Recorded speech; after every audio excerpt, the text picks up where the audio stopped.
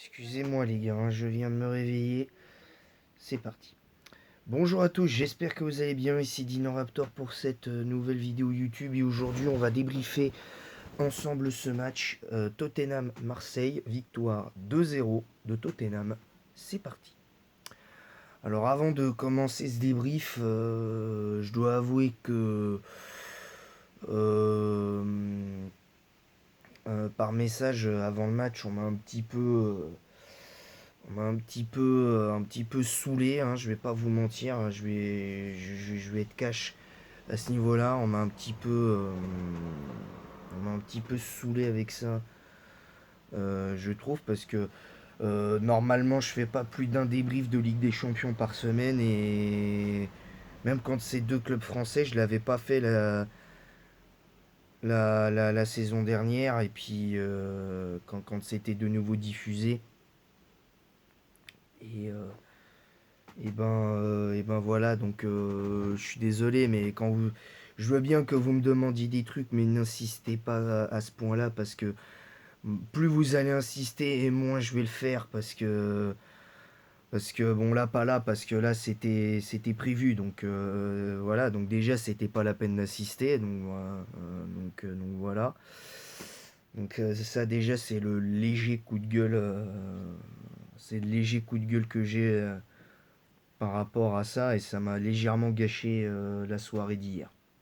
Voilà. Voilà, c'est tout.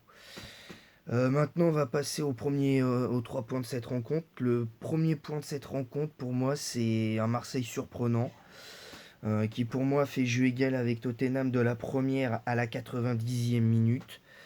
Pour moi, le carton rouge est logique, mais en même temps, il est sévère, parce que quand tu regardes l'action du carton rouge, pour moi, il y a encore un défenseur à côté.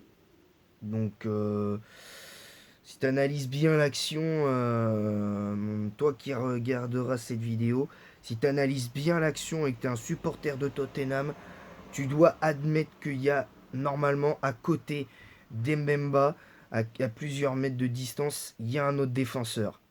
Donc, en toute logique. Et puis, moi, je trouve que ce système de dernier défenseur ça devrait être pris en compte qu'avec le gardien de but. Voilà, parce que pour moi, le dernier rempart, c'est le gardien de but. Et le vrai dernier défenseur, pour moi, c'est le gardien de but. Donc pour moi, ça devrait être pris en compte qu'avec ça. Mais bon, voilà, c'est comme ça, c'est les règles du foot.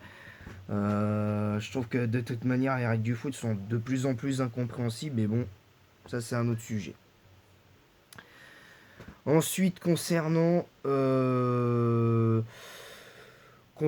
ça, voilà, moi je trouve que le carton rouge est logique, mais sévère. Voilà, j'ai pas grand chose à dire. Le deuxième point de cette rencontre pour moi, c'est un Tottenham qui m'a déçu malgré la victoire, parce que, à part ces deux buts marqués, j'ai pas vu grand chose de Tottenham.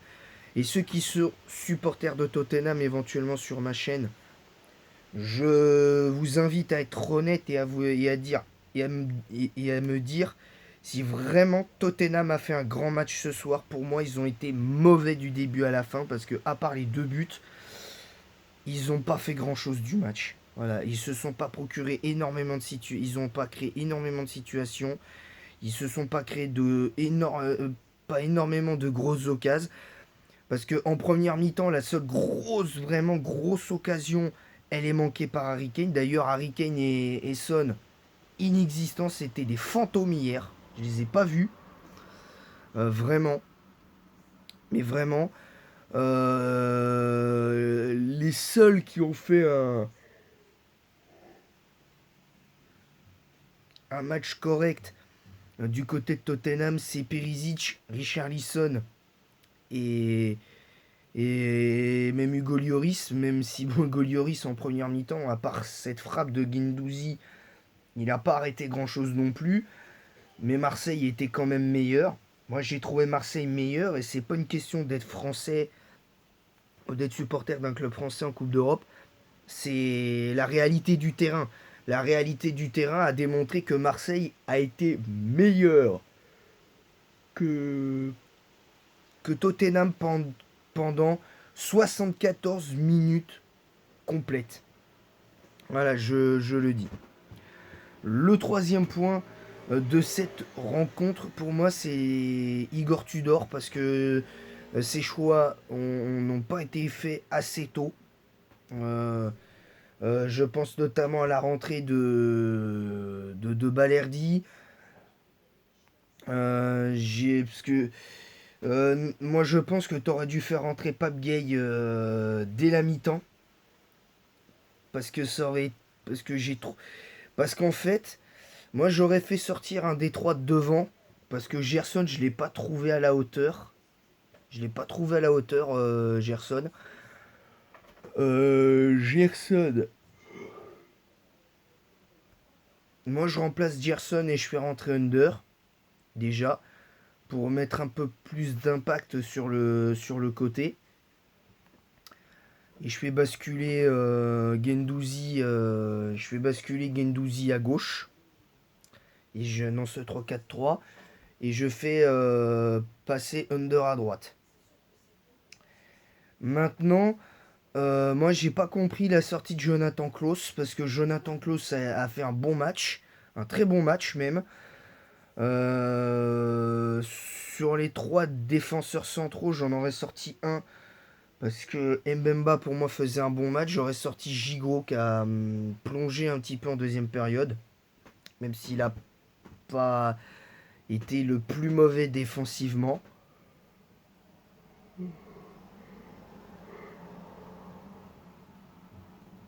Je l'ai dit, hein, je viens juste de me réveiller, donc prenez pas en compte le fait que je baille. Donc voilà, donc déjà pour moi, ça pour moi c'est un argument à prendre en compte déjà. Et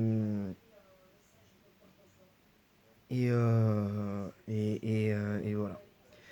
Globalement, mon avis sur ce match, j'ai adoré le match de Marseille, personnellement, j'ai kiffé avoir joué l'OM. Parce que contrairement au Paris Saint-Germain sur les demi-temps, l'OM a fait le job. Jusqu'au moment où il y a eu ce but malgré l'infériorité numérique. J'ai vu un Tottenham qui était impuissant, qui n'a pas fait grand-chose, mais qui malgré tout a su, en tant que, entre guillemets, bonne équipe de Ligue des Champions, en tant que très bonne équipe de cette Ligue des Champions, de la Ligue des Champions en général, a réussi à l'expérience à mettre à terre cette équipe de l'OM. Alors maintenant pour l'OM, il faudra rebondir en championnat. Il faudra faire attention à Lille quand même. Marseille devra donc trouver les ressources mentales, je pense, samedi pour faire la différence face à Lille.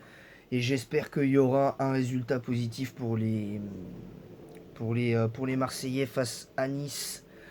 Non, face à Lille, pardon, samedi. Un match que je regarderai sûrement, je sais pas, ça dépendra de comment je me sens. Et puis, du coup, je sais pas si je ferai un débrief. Vous pourrez me le demander sur Snap, Facebook et Instagram. Mais je précise qu'il ne faudra pas insister. Parce que si vous insistez avec ce que je viens de vous dire là, c'est même pas la peine d'y penser. Je vous le dis honnêtement. Voilà. Même si à la limite je décide de regarder le match, je fais pas de débrief avant le surlendemain. Pour vous faire comprendre que c'est pas comme ça que ça marche. Hein. Je vous le dis honnêtement. Voilà, bah, c'est à peu près tout ce que je voulais dire sur ce match. Pour moi, l'OM était, malgré cette défaite, l'OM était supérieur à Tottenham, malgré cette défaite. Et si dans l'espace commentaire, il y en a qui vont me dire, ouais, mais t'as pas, tu peux pas dire ça vu que c'est Tottenham qui a gagné. Ben si, je peux me permettre de dire que si, parce que quand tu regardes la première mi-temps, que je pourrais presque qualifier de honteuse de la part de Tottenham, ben, je trouve que Tottenham aurait pu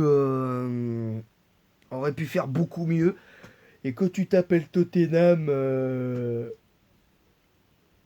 pour moi, franchement, c'est pas agréable. Vous voyez, c'est pas agréable de se faire... de voir qu'un club français joue chez toi et qui non content de faire jeu égal, il se trouve que le club t'es supérieur pendant plus d'une heure pendant plus d'une heure et a plongé à cause du carton rouge, petit à petit a plongé légèrement face au carton rouge, mais a fait preuve de solidarité et de combativité. Tandis que, voilà, moi je suis désolé, mais Tottenham n'a pas été bon malgré cette victoire, parce que hormis les deux buts, voilà, il a fallu pour moi, il a fallu un exploit individuel et un coup de génie de Perisic pour le premier but de Richarlison. Et pour le deuxième but, c'est juste Marseille qui est pas au marquage. Voilà, donc voilà, c'est tout. Voilà. J'ai pas grand chose à dire. Sur ce, je vais vous laisser. Je vous retrouverai donc pour le débrief, peut-être pour le débrief de Marseille-Lille ou Lille-Marseille dimanche. D'ailleurs, à partir de dimanche, normalement c'est Pokémon Rouge, mais ce sera pour la semaine prochaine. Comme pour Pokémon Crystal, parce que demain, je vous prévois une vidéo assez spéciale, un nouveau format qui arrivera sur ma chaîne dès demain, qui traitera donc des meilleurs Pokémon par type, en stratégie selon mon vécu évidemment, parce qu'il faut préciser le détail. Pourquoi je dis ça? Parce que sinon les gens comprennent pas. Et d'ailleurs, quand j'ai fait mon top 10 des meilleurs... euh, quand j'ai fait ma vidéo, mon nouveau format top 10 des pires méga évolutions, des meilleures méga évolutions des jeux Pokémon en stratégie selon mon vécu, des pires starters et des meilleurs starters, enfin bref, etc. Je vais pas tout vous citer, sinon la vidéo elle va durer 3 heures. Ce que je veux dire, c'est que il faudra prendre en compte que c'est mon vécu. Vous aurez le droit de dire que non, hein, sur les Pokémon que je vais citer. Et d'ailleurs, je vais commencer par le type normal et je terminerai par le type fée, par avance. Voilà, donc je tiens à le dire, ça sera comme ça. Je ferai les types que j'aurai décidé de moi-même. Euh, voilà, et à partir de la semaine prochaine, il y aura deux top. Comme ça, à partir de la semaine prochaine, et en attendant, et voilà, donc ce sera important. Pas, et je précise par type, hein. Voilà, sur ce, je vous laisse, et en attendant la prochaine, je vous dis à bientôt.